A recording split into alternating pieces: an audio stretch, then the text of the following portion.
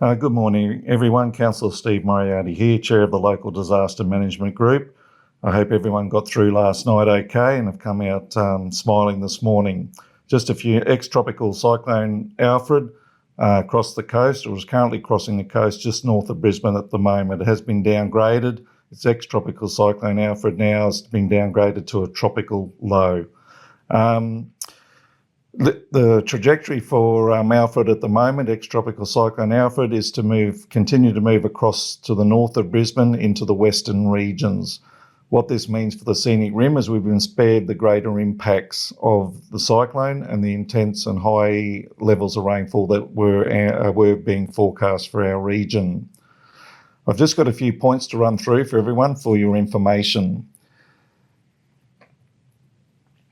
What this means for us is we've lifted our status for the Scenic Rim to watch and act.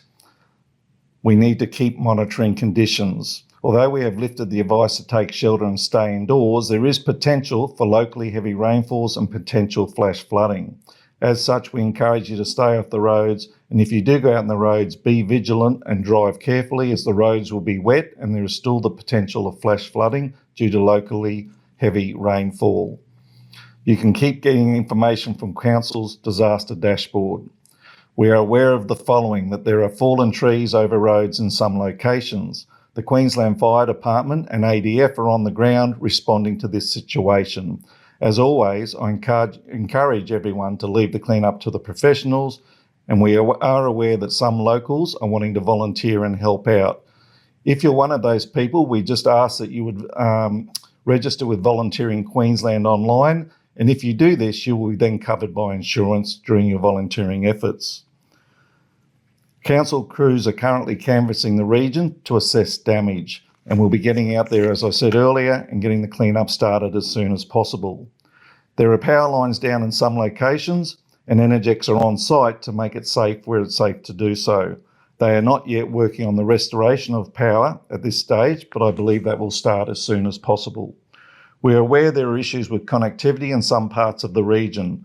Optus have advised that there are some of their mobile and NBN services may be interrupted during this time. Their network team is monitoring the situation and will work on getting the network up and running again as soon as it is safe to do so. We understand that some businesses are starting to open again, but again, I encourage people to exercise caution if travelling on the roads, and be aware that there is the potential for flash flooding if we get locally heavy rainfall again. Please be vigilant, everyone, and stay safe. And I'd like to now hand over to Acting Inspector Adam Cordner for an update from the police. Yeah, thank you very much, Councillor. I'd firstly really like to thank the community for their efforts. We know we asked a lot with staying inside and being well prepared. I'm really pleased to say that the police who were patrolling out last night said there was very few people on the roads at all, which is excellent. And what this has meant for us and all emergency services is that we've had no reported rescues and no reported injuries as a result of the event so far. This is really exceptional, and I thank everybody for their preparedness with this.